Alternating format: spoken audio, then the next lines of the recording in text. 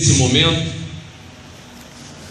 irmãos, nós temos uma tendência muito forte a se apegar ao que é material, ao que é físico. O nosso corpo físico faz isso. Nós estamos realmente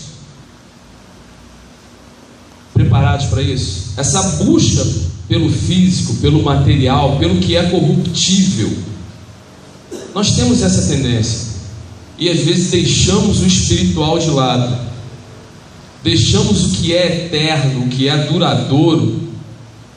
A gente troca isso por coisas que são perecíveis e corruptíveis e passageiras. Quando eu era criança, eu queria porque queria uma bicicleta. Ganhei a bicicleta. 6 meses depois, eu já não queria mais saber da bicicleta. E aí eu faço para você a seguinte pergunta: como você quis alguma coisa, né? E hoje talvez, se você olhar, essa coisa já não tem tanta importância assim na sua vida. Ela está lá jogada, abandonada. Você se sacrificou para comprar aquilo, você se sacrificou para conseguir aquilo, e sabe o que aconteceu? Você deixou aquilo de lado. Às vezes você se endividou. Você se endividou para conseguir aquilo. Fez uma prestação, parcelou no cartão, enfim, para conseguir algo físico, que talvez isso tenha gerado uma dívida, tenha levado você para ficar com o teu nome sujo, e essa coisa já até se desgastou, já se destruiu, já não existe mais, e você está com o nome sujo por causa disso. Você fez um sacrifício tremendo para conseguir algo que é perecível. Aí quando a gente fala de algo que é espiritual, de um sacrifício do tipo: vem à escola bíblica dominical de manhã, vem ao CAT, vem ajudar o irmão na rede de homens, vem na rede de jovens. Ah, hoje é sábado, eu estou cansado. Ah, eu tenho um compromisso. Para as coisas espirituais, né? Marca um evangelismo sábado, 2 horas da tarde. Eu posso garantir, você legal, 50% dessa igreja não vai aparecer aqui sábado, 2 horas da tarde, para ir para o evangelismo. A metade de vocês que estão aqui não vai aparecer. Me desculpem, mas é verdade. A gente está acostumado com isso. Então a gente abre mão do espiritual pelo físico, por coisas que se destroem e que se corrompem. Só tem uma coisa, irmãos: esse vídeo que passou aqui, ele vai acontecer. Isso é real. E sabe, não adianta botar a melhor roupa e vir para a igreja. Não adianta cumprir a tabelinha dos cultos de domingo, de terça. Não adianta fazer carinha de santo. Porque assim como Samuel ouviu de Deus: Samuel, eu não vejo, você vê o que está diante dos teus olhos. Eu vejo além, eu vejo o que está dentro do coração do homem. Você está vendo muitos homens belos, fortes e bonitos, mas eu estou vendo um rapazinho magrinho, quebradinho, feinho, lá no campo pastoreando ovelhas. É esse cara que vai ser rei. Então não adianta chegar aqui na presença de Deus com pompa, irmão. Você vai me enganar? Vai. Sou ser humano, falho. Você vai enganar o pastor? Vai. Você vai enganar as lideranças? Vai. Mas a Deus você não vai enganar. Sinto te informar isso. A aparência não entra no céu. A aparência não sobe com a igreja, porque diz que nós teremos os corpos transformados. Então Deus não está preocupado com a aparência. Ele quer a essência. Ele quer exatamente o motivo pelo qual você está aqui. Eu vou te perguntar, você está aqui hoje, qual é o motivo que te trouxe hoje aqui à noite? Eu vim aqui fazer o quê? Eu estou barganhando com Deus a minha salvação, eu estou barganhando com Deus a conquista de uma casa, de um carro, de algo físico. Eu estou vindo aqui para que Deus melhore a minha vida em algum aspecto, ou eu estou vindo aqui para adorar, porque Ele está procurando aqueles que o adorem em espírito e em verdade. E a gente às vezes vem para a igreja barganhando com Deus, negociando com Deus. Eu vou falar para vocês, não dá mais para sentar no banco da igreja barganhando com Deus. Porque se isso aí acontecer, e vai acontecer, e o grande problema é que muitos não sabemos o que é ficar na igreja, o que é ficar na terra, depois que a igreja for retirada da terra. Porque infelizmente, hoje, a maioria das igrejas não tem pregado isso. Ela tem dado um conteúdo enlatado de como é que a sua vida vai ser boa se você vier para a igreja, de como a sua vida vai ser legal se você frequentar uma igreja. Agora, ninguém fala que no mundo você vai ter aflição. Ninguém fala que mesmo frequentando a igreja você vai enfrentar o desemprego. Ninguém fala que mesmo frequentando a igreja você vai sofrer uma doença, você vai ter problema na vida. Aí as coisas vêm e você começa a culpar o quê? Pô, aquela igreja lá não prega bem a palavra. Ah, não, Deus não... E começa a se esfriar. Enquanto mais importante deveria ser pregado é isso. Ai daqueles que não subirem com Cristo. Ai daqueles que não tiverem o Senhor como o Senhor da sua vida. Ai daqueles que não cumprirem o papel da igreja. E quando eu falo em igreja aqui, eu quero separar dois tipos de igreja: a igreja local e a igreja universal.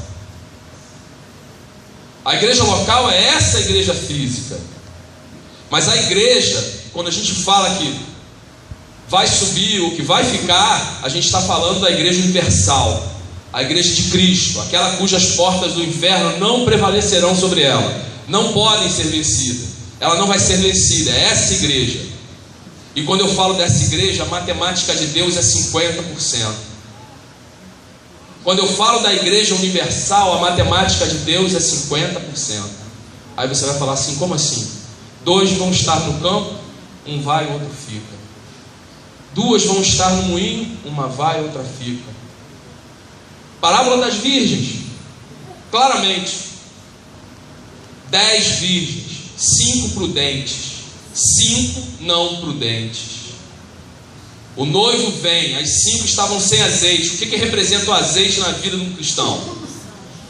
Unção.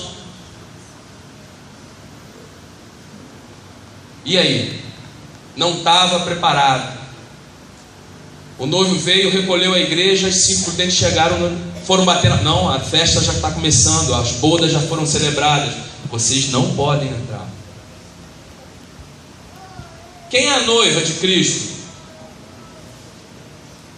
Quem é a noiva de Cristo, igreja? A igreja. Jesus está falando para o mundo? Ele está falando para quem não conhece o Evangelho? Ou ele está falando para a igreja? 50% da igreja, irmão, não sobe. Por quê? Imprudência, falta de unção, falta de compromisso, falta de comprometimento com a palavra, falta de entender o que é servir a Deus realmente. Porque a gente está trocando o que é espiritual, o que é importante, a gente está trocando por aquilo que é corruptível, que a traça vai corroer, que o ladrão pode roubar. A palavra de Deus diz que a gente não tem que se preocupar com aqueles que podem matar o corpo, mas a gente tem que se preocupar com aqueles que podem matar a alma e fazer com que você perca a sua salvação. E a gente está mais preocupado em orar para não ser assaltado, para não perder os bens que a gente tem, até mesmo pela nossa própria vida. Mas ninguém está preocupado nesse momento, nesse inteirinho, de orar pela salvação, pela sua própria salvação. Se eu perguntasse aqui, quem aqui vai ser salvo? Quem tem certeza? Muitos diriam, eu tenho, e espero que todos tenham a certeza da sua salvação aqui. Mas eu não vou falar da salvação individual hoje. Eu quero chamar a atenção para o que vai acontecer. O que vai acontecer com aqueles que vão ficar aqui.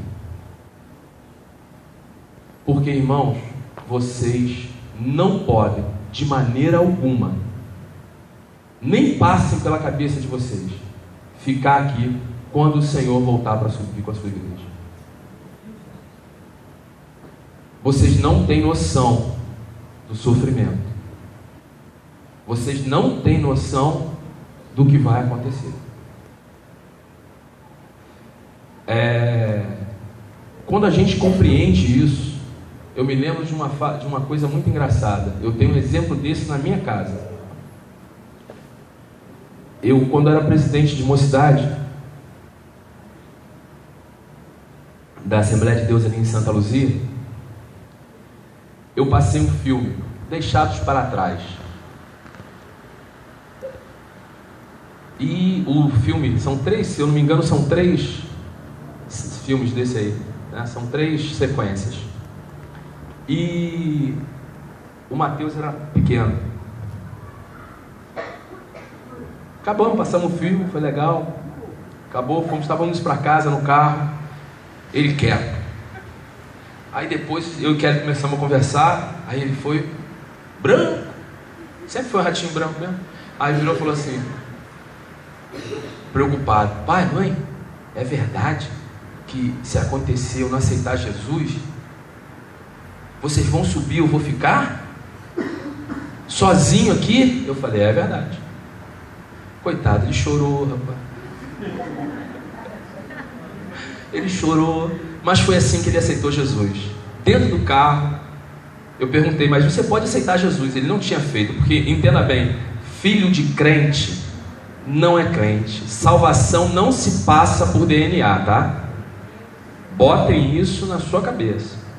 Aqueles que ainda não levantaram a mão, que não fizeram uma confissão de fé, filhão, não é porque teu pai é pastor, não é porque teu pai é presbítero, não é porque teu pai é o maior obreiro da igreja, você não é salvo por osmose ou por DNA. Não é transferível no sangue a salvação. E aí eu falei, você quer aceitar Jesus? Fiz o apelo, ele aceitou e a gente orou. E foi assim que o Mateus se converteu. Ele entendeu o perigo de ficar aqui nesse mundo. Pô, acabou aí? Parou aí? Não. Existem riscos para a salvação. Eu posso garantir a você que ninguém tira ela de você quando você realmente a tem. Mas você pode perdê-la. Você pode botá-la fora. Roubar, ninguém rouba. É algo tão precioso que é impossível que alguém roube ela de você. Mas você pode botá-la fora, né? Isso é uma outra história, o Mateus sabe, mas graças a Deus ele despertou para isso. Então, o que eu quero falar é justamente do perigo de você ficar aqui. A gente tem trocado realmente o que é de Deus para poder... Eu quero que vocês abram o livro de Mateus. Mateus 24.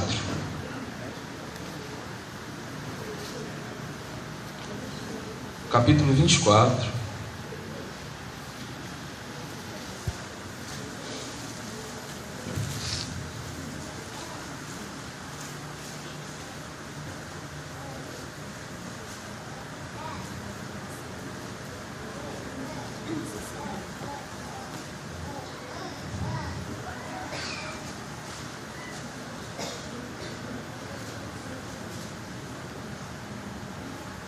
Mateus capítulo 24. Vamos lá para o finalzinho.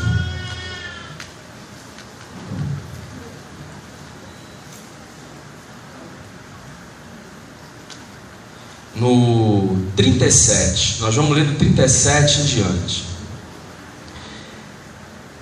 E como foi nos dias de Noé, assim será também a vinda do Filho do Homem. Porquanto assim como nos dias anteriores ao dilúvio, comiam e bebiam, casavam-se e davam-se em casamento, até o dia em que Noé entrou na arca. E não perceberam, até que veio o dilúvio e os levou a todos. Assim será também a vinda do Filho do Homem. Então, estando dois no campo, será levado um e deixado o outro. Estando duas moendo no moinho, será levada uma e deixada a outra. Vigiais, pois, porque não sabeis a que hora há de vir o vosso Senhor. Mas considerai isto: se o pai de família soubesse que a que vigília da noite havia de vir o ladrão, vigiaria e não deixaria roubar a sua casa. Em algumas versões, minar, em outras, furtar. Por isso, estai vós arrependidos também, estai vós apercebidos, também, porque o Filho do Homem há de vir a hora em que não penseis. Quem, pois, o servo fiel é prudente, que o Senhor constituiu sobre a sua casa, para dar o sustento ao seu tempo. Bem-aventurado aquele servo que o Senhor, quando vier, achará servindo assim. Em verdade vos digo que o porá sobre todos os seus bens.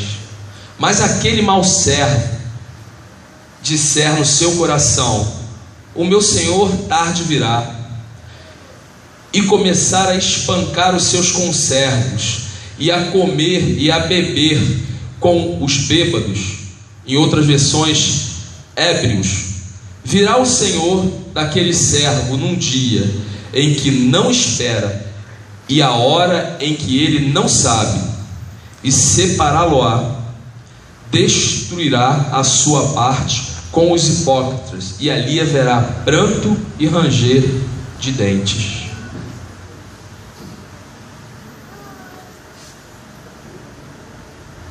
Eu vou ler também um outro, porque vai casar um pouco com o que eu digo aqui. Já falei, citei ele no início, mas é o livro de Mateus.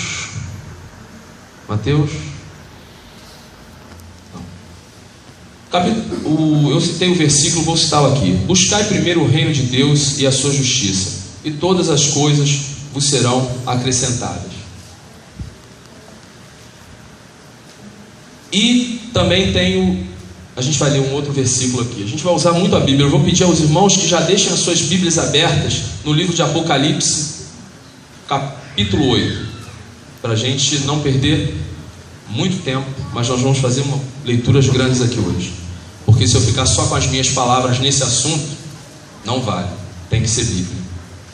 Como diz a minha irmã Josimara, tem que ser Bíblia, né? Se não for... Amados, o texto que a gente acabou de ler fala de vigilância, fala de como o servo deve ser prudente, de como nós devemos ser encontrados quando o Senhor voltar. Aí eu pergunto a você: como é que você será encontrado quando Jesus voltar? Como é que está a sua função de servo hoje na casa do Senhor? Eu falei aqui que se marcássemos um evangelismo no sábado às 2h da tarde, eu fui legal em dizer que 50% da igreja não estaria. Eu fui legal, tá? Porque quem já fez isso aqui sabe que não vai, se der 10% dessa quantidade aqui, vai dobrar o joelho e vai dar glória a Deus. Estou errado, Cristiano? Quem já tentou esse tipo de serviço aqui sabe do que eu estou falando. Como é que, se agora, nesse exato momento, a gente escutasse aquela explosão, como é que ia ser? Essa igreja Eu vou fazer uma pergunta diferente. O seu banco ia ficar vazio? Logo, o teu assento ia ficar sem ninguém? Você tem se comprometido com as coisas de Deus? Buscar o reino e a sua justiça? Como é que a sua vida está sendo medida hoje pelos princípios de Deus? Posso falar alguns aqui.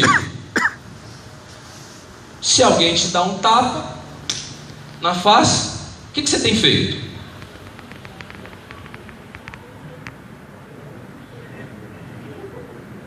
Vira? E aí? Vamos para mais princípios? Dízimos e ofertas. Você tem entregado realmente as tuas primícias na casa do Senhor? É realmente 10% daquilo que você ganha? Ou de vez em quando você barganha isso? Tem uma coisa interessante sobre dízimo e oferta também. Quando você vem aqui entregar seu dízimo, hoje você vê aqui, né? Uma alegria, né? Pulando, dançando, muito maneiro, legal. Aí a palavra de Deus diz assim: quando vier deixar a tua oferta, lembra, se você tiver alguma coisa contra o teu irmão, olha, mas não, né? Não é você não, né? É se seu irmão tiver alguma coisa contra você, é isso?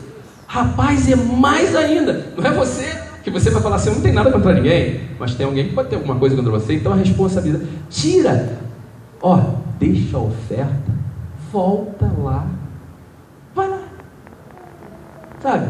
Aquele teu vizinho que cisma de botar o lixo na tua porta, aquele teu vizinho que bota o som alto na hora que você quer ouvir a palavra do Senhor, aquele teu colega de trabalho que vive te sabotando, que torce para você dar um mole para ele poder te queimar, para mandar você embora, para ficar no teu lugar, sabe? Rapaz, é esse cara aí. É aquele professor que te persegue no colégio, na faculdade. Volta lá e se acerta com ele. Aí depois tu vem aqui e entrega teu dízimo e a tua oferta, porque senão fica difícil de eu abençoar você. Porque eu não trabalho com hipocrisia, eu trabalho com justiça, eu trabalho com coração puro. É isso que Deus está falando nesse versículo. Aí muita gente se pergunta assim: eu sou dizimista fiel, mas eu não sou abençoado. A minha vida não está andando. Senhor, o que está de errado? Está de errado, hipócrita, que você não sabe perdoar. E você tem que perdoar. Quando Jesus ensina a oração do Pai Nosso, ele deixa bem claro: não sou eu, é a palavra de Deus, irmãos. Mateus capítulo 6, está lá. Se não perdoardes os seus irmãos, vosso Pai Celestial também não vos perdoará. Se Deus não te perdoar, como é que você vai entrar no céu? Vai arrombar a porta? Quando o irmão estiver subindo aqui, tu garra na perna dele e vai na carona? Não tem carona, irmão. Você nem vai ver. Quando você olhar para o lado, o cara já não está mais.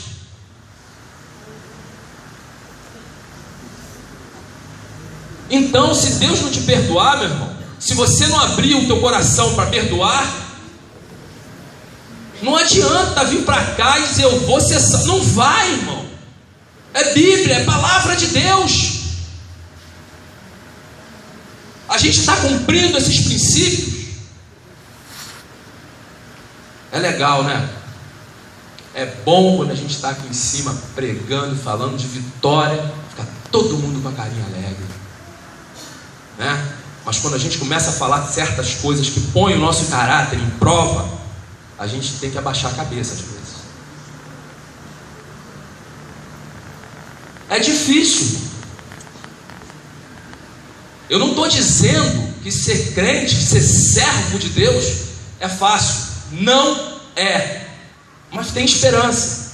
As minhas misericórdias se renovam a cada dia, a cada manhã. Amanhã a graça de Deus vai ser maior na tua vida do que ela foi hoje.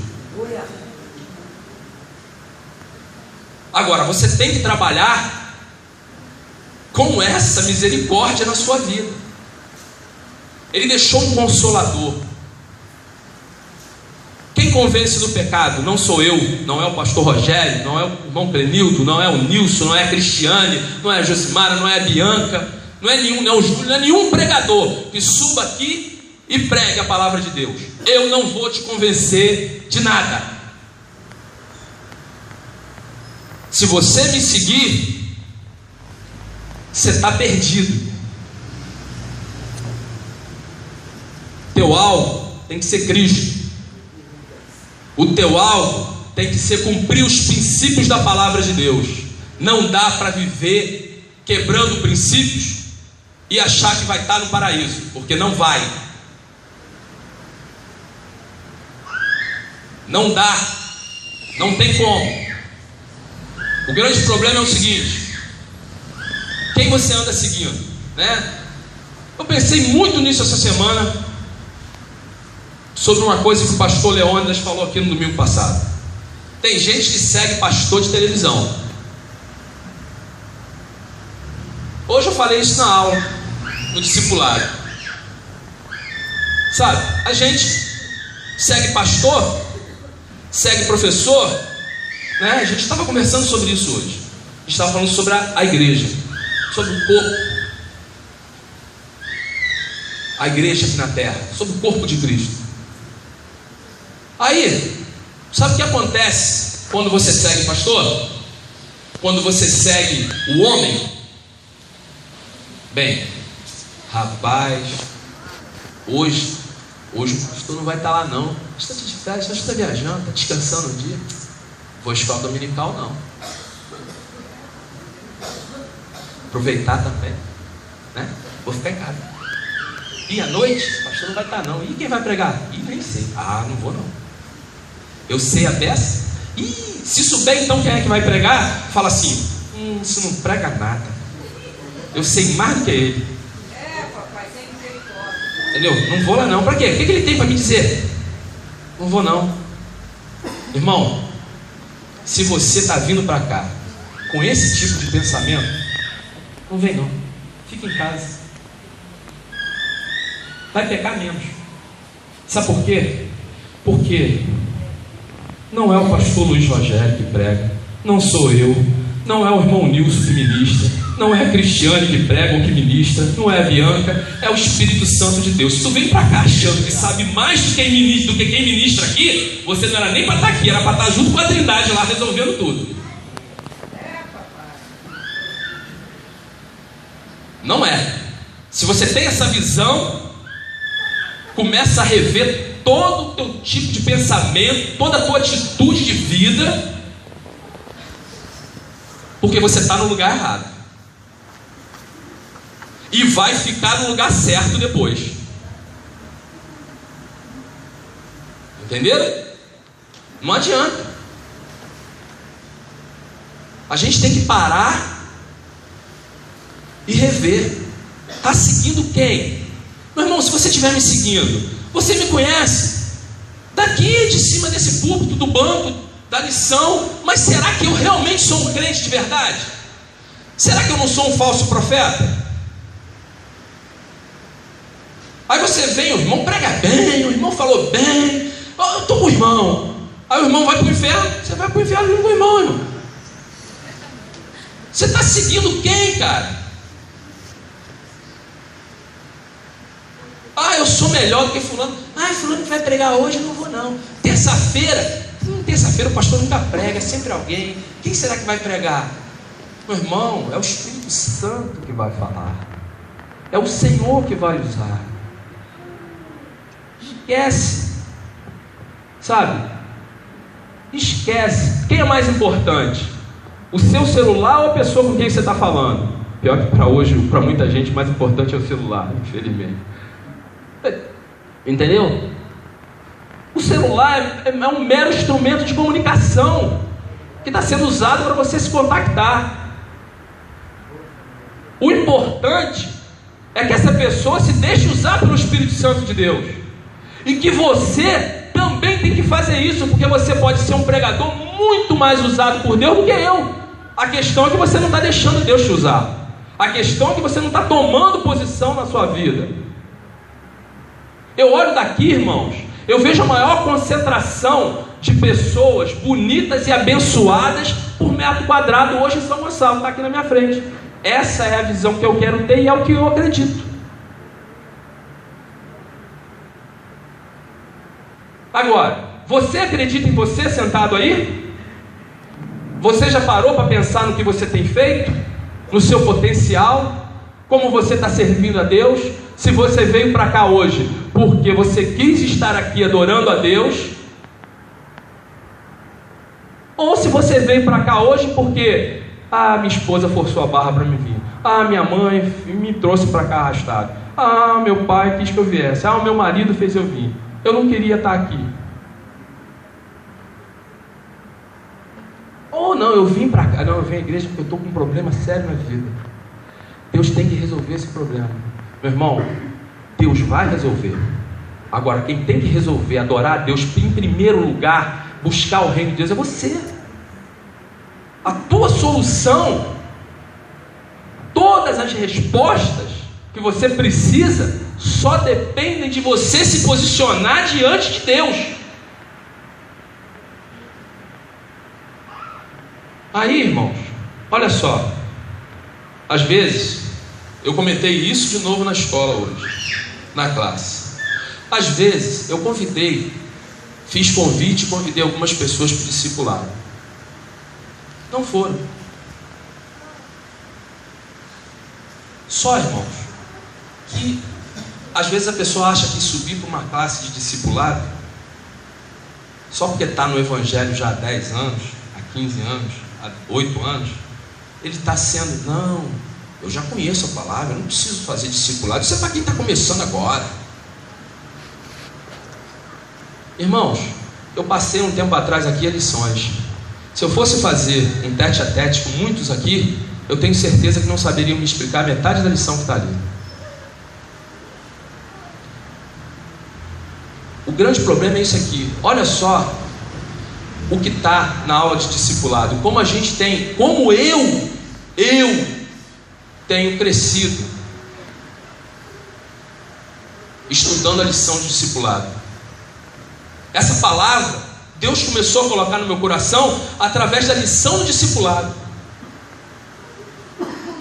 Como Deus tem usado o discipulado para falar a minha vida. Irmãos, eu já tenho mais de 16 anos de ministério. O que eu vou aprender no discipulado? Eu vou lá ensinar. Não, eu tenho aprendido e aprendido muito nas lições básicas da palavra de Deus, que muitos acham que é básica, porque não existe. São palavras de Deus, o mais profundo e o mais sublime dos conhecimentos. Aí olha só o que diz um texto aqui. Diz assim, vós também, 1 Pedro 2, capítulo 5.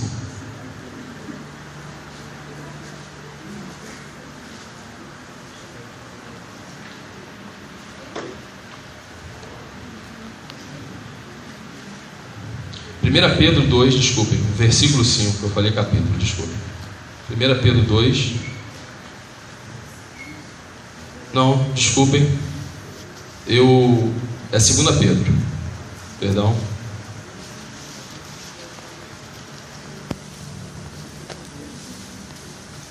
Olha eu de novo aí errando. 3 Pedro, vamos ver se é 3 Pedro. Não, desculpa. Bem, eu vou ler o versículo.